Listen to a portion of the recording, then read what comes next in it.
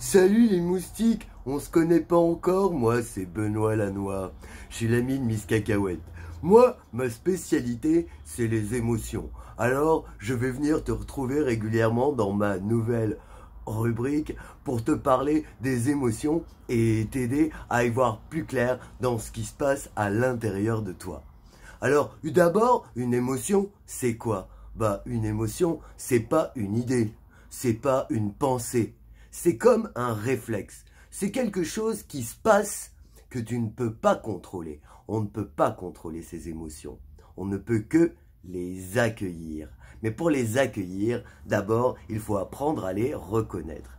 Alors, il y a des gens différents qui ont des idées différentes sur les émotions. Moi, j'ai mon idée personnelle. Je reconnais 6 émotions principales. On va les voir ensemble. D'abord, la plus facile à reconnaître souvent quand on est un enfant, c'est la colère. Oh oui, je suis sûr que ça t'arrive de te mettre en colère. Ensuite, il y a la tristesse. Ça nous arrive à tous de ressentir de la tristesse.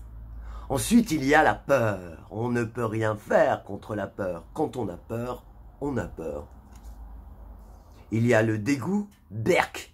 Et il y a des choses qui ne sont pas agréables et qui produisent chez nous, provoquent chez nous une réaction de recul et de rejet.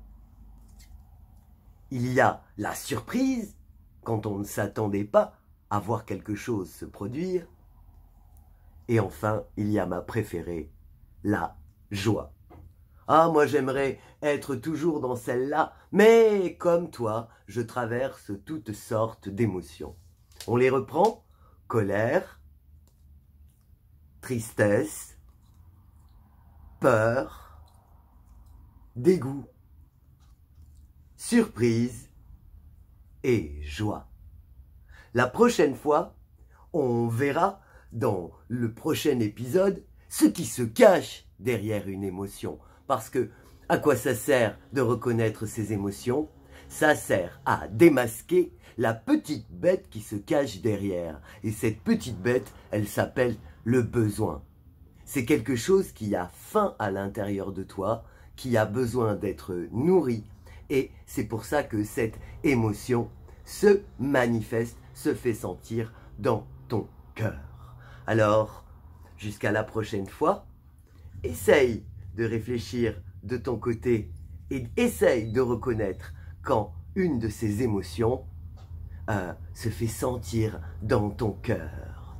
Car apprendre à dire ce que l'on ressent, c'est apprendre à dire qui l'on est. Et lorsque l'on dit qui l'on est, eh bien on a plus de chances de se sentir aimé exactement pour ce que l'on est. Salut moustique, à bientôt.